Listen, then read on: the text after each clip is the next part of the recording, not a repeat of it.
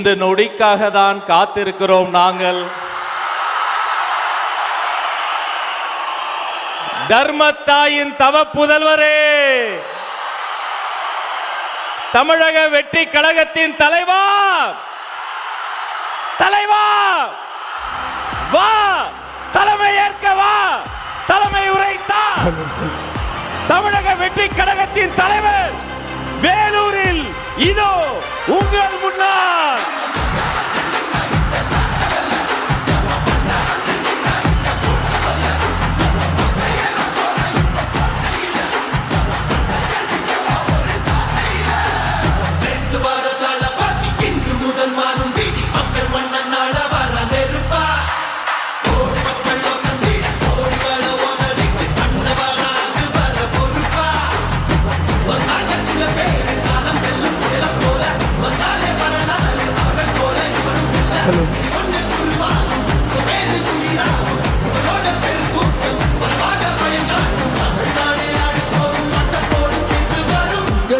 உங்க விஜய் உயிர் வரனா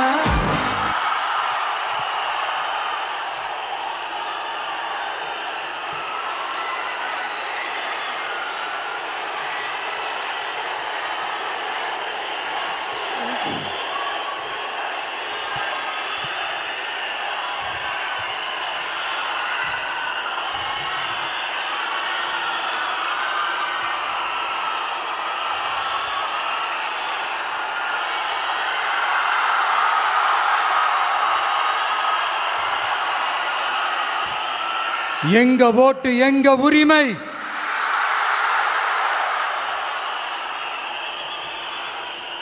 எங்களை யாரும் விலைக்கு வாங்க முடியாது.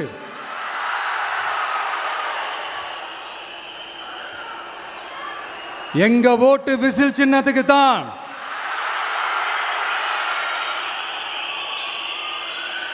யாரையும் நம்பி ஏமாற மாட்டோம். எங்க வார்த்தையிலிருந்து மாற மாட்டோம். இது நிஜம். தேங்க்யூ.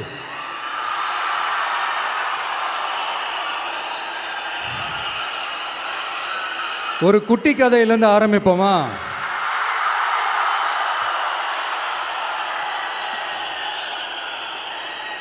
ஒரு பெரிய ஊரு, ஒரு 4 ரோடு ஜாயிண்ட் ஆகிற மாதிரி ஒரு ஜங்ஷன், ஒரு பிஸியான ஏரியா, ஆள் நடமாட்டம் அதிகமாக இருக்கக்கூடிய ஒரு ஏரியா. அங்கே சென்டரில் ஒரு முரட்டு ஜல்லிக்கட்டு காலை ஒன்று நின்றுட்டுருக்குது. காலில் மண்ணை வீசிக்கிட்டு சீறிக்கிட்டு அப்படியே நின்றுட்டுருக்குது. யாருமே பக்கத்தில் போக முடியல. அந்த இடம் ஒரு கேஷுவலாக மாறணும் அப்படின்னா அந்த காளையை அடக்கி அமைதியாக்கினா தான் மறுபடியும் ஒரு பேக் டு நார்மல் சுச்சுவேஷனுக்கு அந்த இடம் மாறும். அந்த ஊரில் இருக்கிற ஒரு சில பேருக்கு மட்டும்தான் அந்த காளை அடங்கும். அவங்க யாருமே அங்கே இல்லை. ஆனால் அந்த க்ரௌடில் இருந்த ஒரு சில பேர், ஆல்ரெடி அந்த காளையை அடக்கணங்களோடு இருந்த ஒரு சில பேர், எங்களுக்கு இல்லாத அனுபவமா? நாங்க பார்க்காத காளையா? நாங்க பார்க்காத மாடா? நாங்க போய் அடக்குறோன்னு சொல்லிட்டு உள்ள போறாங்க. ஒருத்தராலையும் அந்த காளையை தொடக்கூட முடியல. எல்லாரையும் அடிச்சு வீசி தூக்கி போட்டுருச்சு. இப்போ என்னடா பண்றது அப்படின்னு பார்க்கும்போது அந்த கூட்டத்தை விலக்கிட்டு ஒரு சின்ன பையன் ஒரு என்ட்ரி ஒன்று கொடுக்குறான். உங்களுக்கு தான் தெரியும்ல, டேய் எங்களாலே முடியல, நீ எல்லாம் என்னத்தை போய் கிழிக்க போற, எங்களுக்கு அவ்வளோ அனுபவம் இருக்குது, நாங்களே அடிபட்டு ஓரமாக படுத்து கிடக்கிறோம், இவன் விளையாட்டுத்தனமா ஏதோ பண்ணிட்டு கிடக்கிறான், பாவம் அந்த காளைகிட்ட போய் அடிபட்டு சாவ போறான், பச்சா பையன், அந்த பையன், இந்த பையன், அண்டர் எஸ்டிமேட் பண்றது, ஏளனமா பேசுறது, இப்படி ஒரு பக்கம். இன்னொரு பக்கம் பரிதாபப்பட்டு, ஐயோ பாவமே, இப்படி தனியா போய் மாட்டிக்கிட்டானே அந்த காளைகிட்ட, என்ன பண்ண போறானோ அப்படின்ட்டு ஒரு பக்கம் பரிதாபப்பட்டு பேசுகிறாங்க. அந்த சின்ன பையன் எதுவுமே காதலையே போட்டுக்காம 2 பாக்கெட்லையும் கையை விட்டுக்கிட்டு ஸ்டைலா கெத்தா தில்லா அப்படியே உள்ள போகிறான். ஒரு ஸ்டெப் எடுத்து வைக்கிறான், அந்த கால் அப்படியே சீறிக்கிட்டே நின்றுட்டு இருக்குது. இன்னொரு ஸ்டெப் எடுத்து வைக்கிறான், கால் அப்படியே சீறிக்கிட்டே முன்னாடி வருது. மக்கள் எல்லாரும் பதட்டத்தோடு அப்படியே பார்த்துட்டு இருக்கிறாங்க. இன்னொரு ஸ்டெப் எடுத்து வைக்கிறான், கால் அப்படியே முட்டை வரும்போது பாக்கெட்டுக்குள்ள மறைச்சி வச்சிருந்த 2 புல்லுக்கட்டு அதை அந்த காலை கிட்ட காட்டுறான். காலை அப்படியே சடனாக வந்து நின்று அது மூடெல்லாம் மாறி அந்த புல்லுக்கட்டை சாப்பிட ஆரம்பிச்சிருச்சு. அந்த சின்ன பையனும் அந்த காளை அப்படியே தடவிக்கிட்டே வரான். காளையும் பக்கத்தில் ஒரு குழந்தை மாதிரி நடந்து வந்துக்கிட்டு வருது. பக்கத்தில் இருந்த ஒரு வயல்வெளியில் அந்த காளையை மேய விட்டுட்டு வரான். மக்கள் எல்லாரும் அந்த பையனை ஆச்சரியமாக பார்க்குறாங்க.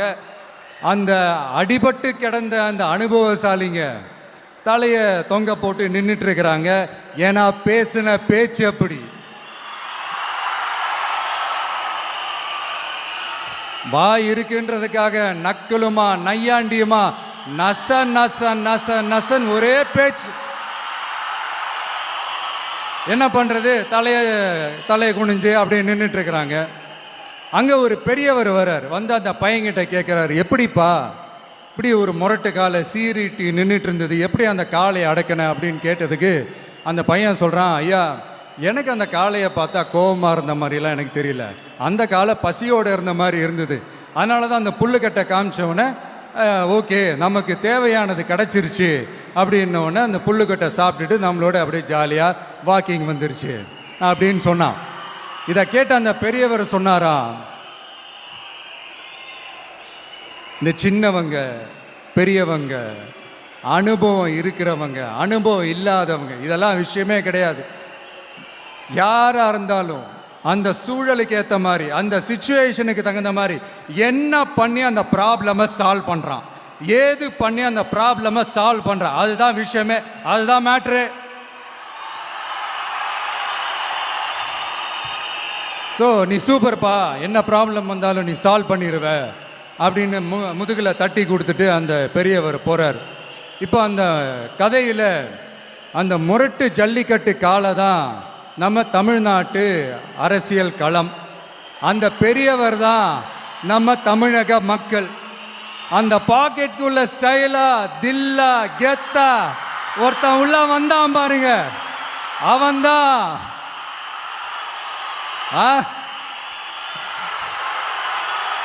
நான் இல்லைங்க, நான் இல்லை, நான் நீங்க நாம எல்லாருமா சேர்ந்து மாபெரும் மக்கள் சக்தியா இருக்கக்கூடிய நம்ம டிவிகே,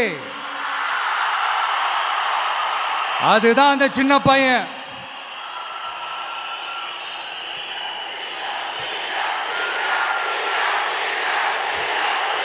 தேங்க்யூ தேங்க்யூ தேங்க்யூ.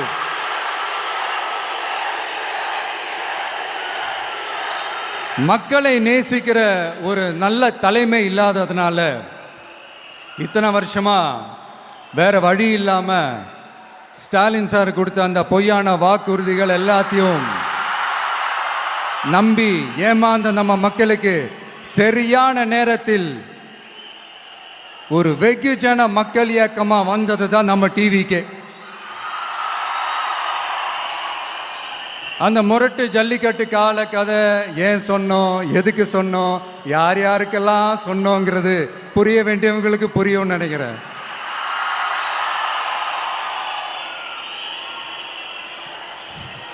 இப்போ நாம ஒவ்வொரு வீட்டில் உயிரா உணர்வா இருக்கிறோம்.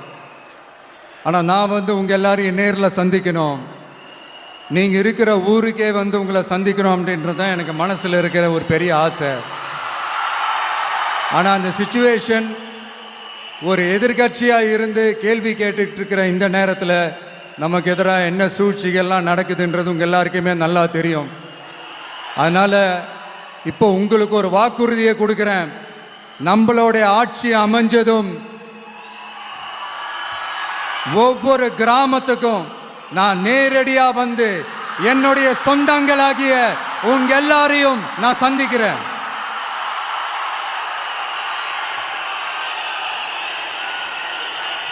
கொஞ்ச நாளைக்கு முன்னாடி நம்ம ஸ்டாலின் சார் ஒரு ஒன்று உருட்டினாரு, நீங்கள் கேள்விப்பட்டிருப்பீங்க. இப்போ வரப்போகிற எலெக்ஷன் எதுக்கான எலெக்ஷன்? நம்ம சட்டமன்ற தமிழ்நாடு சட்டசபைக்கான ஒரு தேர்தல் இல்லையா? இதே தமிழ்நாட்டுக்கும் டெல்லிக்குமான ஒரு எலெக்ஷன் அப்படின்னு சொல்கிறாங்க. இன்னும் கொஞ்சம் மேலே போய் தமிழ்நாட்டுக்கும் என்டிஏவுக்குமான ஒரு எலெக்ஷன் அப்படின்னு சொல்கிறாங்க. என்ன சார், டெல்லியில் ஏதாவது நிற்க போகிறீங்களா? அப்புறம் ஏன் தமிழ்நாட்டுக்கும் டெல்லிக்குமான ஒரு எலெக்ஷன் சொல்கிறீங்க? அப்புறம் இது ஏதாவது பார்லிமெண்ட் எலெக்ஷனா? பிரதமர் பதவிக்கு ஏதாவது போட்டி போடுறீங்களா? அப்புறம் ஏன் அதை தமிழ்நாட்டுக்கும் என்டிஏவுக்குமான ஒரு எலெக்ஷன் சொல்கிறீங்க? எங்களுக்கு புரியலையே சார், இது என்ன லாஜிக்னு எங்களுக்கு புரியலையே. எந்த எலெக்ஷனை எப்படி டீல் பண்ணணும், எப்படி ஹேண்டில் பண்ணணுன்றது நம்ம தமிழ்நாட்டு மக்களுக்கு தெளிவாக தெரியும். நம்ம தமிழ்நாட்டு மக்கள் மாதிரி ஒரு தெளிவான மக்களை நீங்கள் பார்க்கவே முடியாது. சூப்பர் கிளாரிட்டியோட சூப்பர் மக்கள் சார் நம்ம மக்கள். இந்த போருக்கு போகிறதுக்கு முன்னாடி தான் இந்த படை பரிவாரங்களோட போவாங்கன்னு கேள்விப்பட்டிருக்கிறேன். ஆனால் நீங்கள் என்னடானா இந்த ஒன்றுத்துக்கும் உதவாத இந்த பால் டப்பாவை உருட்டிக்கிட்டு இருக்கீங்களே சார். உண்மையிலே இந்த எலெக்ஷன் எதுக்கான எலெக்ஷன் சொல்லட்டுமா? தமிழ்நாட்டு மக்களுக்கும் ஊழலுக்கும் நடக்கிற போர், தமிழ்நாட்டு மக்களுக்கும் லஞ்சத்துக்கும் நடக்கிற போர், தமிழ்நாட்டு மக்களுக்கும் இந்த நிர்வாகத்தை சரியா செய்யாத இந்த திமுக அரசுக்கும் நடக்கிற போர், அதாவது தமிழ்நாட்டு மக்களுக்கும் உங்க ஆட்சிக்கும் நடக்கிற போர், தமிழ்நாட்டு மக்களுக்கும் ஸ்டாலின் சாருக்கும் நடக்கிற போர். இன்னும் சுருக்கமா சொல்லணும்னா விஜய்க்கும் ஸ்டாலின் சாருக்கும் நடக்கிற போர்.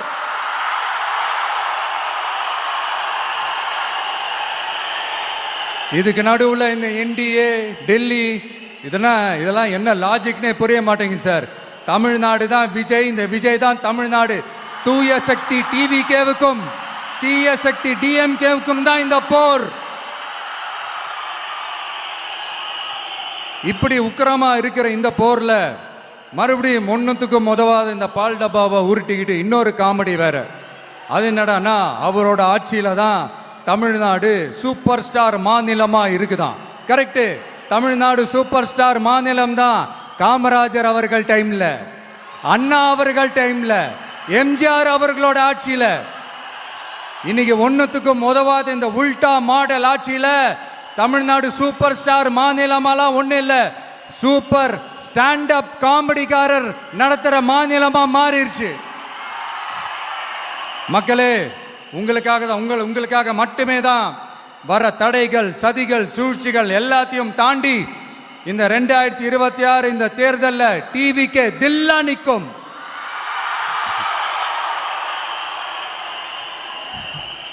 இதுவரைக்கும் நடந்த எலெக்ஷன் வேற, இப்ப நடக்க போற எலெக்ஷன் வேற. ஒவ்வொரு 5 இயர்ஸுக்கும் நடக்கிற எலெக்ஷன் மாதிரி இதை நினைச்சிடாதீங்க. 50 வருஷத்துக்கு ஒரு வாட்டி நடக்க போற ஒரு எலெக்ஷன் மாதிரி இது. அதிசய எலெக்ஷன். ஒரு எலெக்ஷன்ல அவங்களோட எதிரிகளை தான் எதிர்ப்பாங்க, அப்படிதான் எதிர்ப்பாங்க, அதுதான் யதார்த்தமும் கூட. ஆனா இந்த எலெக்ஷன்ல தான் ஒட்டுமொத்தமா எல்லாருமா சேர்ந்து ஒருத்தனை எதிர்க்கிறாங்க. ஒட்டுமொத்தமா எல்லாருமா சேர்ந்து இந்த விஜயை எதிர்க்கிறாங்க. ஏன்னா இந்த விஜய் ஊழலை எதிர்க்கிறான், லஞ்சத்தை எதிர்க்கிறான், மக்களோட மக்களா நிக்கிறான். அந்த மக்கள் அவன் கூட நிக்கிறாங்க. அந்த காண்டு எப்படி? அந்த காண்டு தான் ஒட்டுமொத்தமா எல்லாருமா சேர்ந்து ஒருத்தனை எதிர்க்க காரணம். நீங்க எப்படி வேணா எதிர்த்துக்காங்க, ஆனா போட்டி 2 பேருக்கு நடுவில் தான். ஒண்ணு இன்னொன்னு. இந்த எலெக்ஷன் டேல மேக்சிமம் என்ன பண்ணுவீங்க? போவீங்க, ஓட்டு போடுவீங்க, வருவீங்க, அவ்வளோதான் உங்களுடைய பார்ட்டிசிபேஷன். ஆனால் இந்த எலெக்ஷனில் நீங்கள் பங்கெடுத்துக்க போறீங்க. எஸ், உங்கள் வீட்டில் இருக்கிற ஒரு விஜய் தான், உங்கள் வீட்டில் இருக்கிற ஒரு விஜய் தான் வேட்பாளராக நிற்க போகிறாங்க. உங்கள் வீட்டில் நிற்கிற ஒரு வேட்பாளர்னா அப்போ உங்க வீட்டில் இருக்கிற மற்றவங்க எல்லாருமே வாக்காளர்கள் தானே. உங்க அம்மா, உங்க அப்பா, உங்க அண்ணன், உங்க தம்பி, உங்க சொந்தம் டிவிக்கே வேட்பாளர் அப்படின்னா அப்போ உங்க ஓட்டு விசில் சின்னத்துக்கு தான் எல்லாருக்குமே தெரியும்.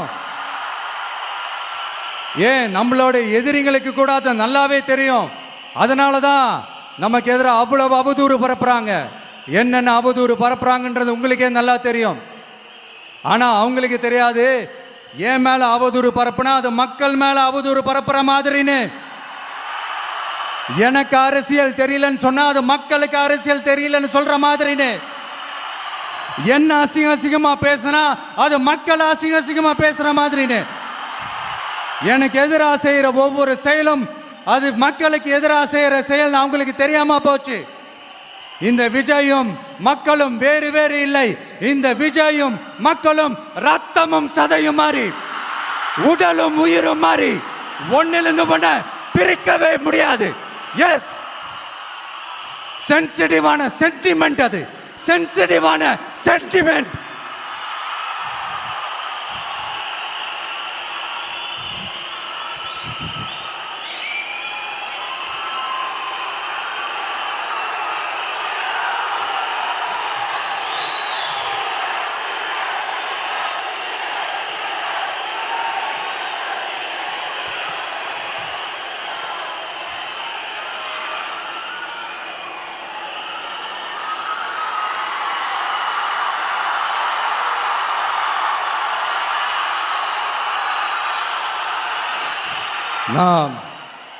சாரி, இதை யாரும் அசைக்க முடியாது. மக்களை நேசிக்கிற விஜய் வேணுமா, மக்கள் விரோத ஆட்சி நடத்துற ஸ்டாலின் சார் வேணுமா? இந்த விஜய் நம்புறீங்களா, ஸ்டாலின் சார் நம்புறீங்களா? Proof, this is the proof.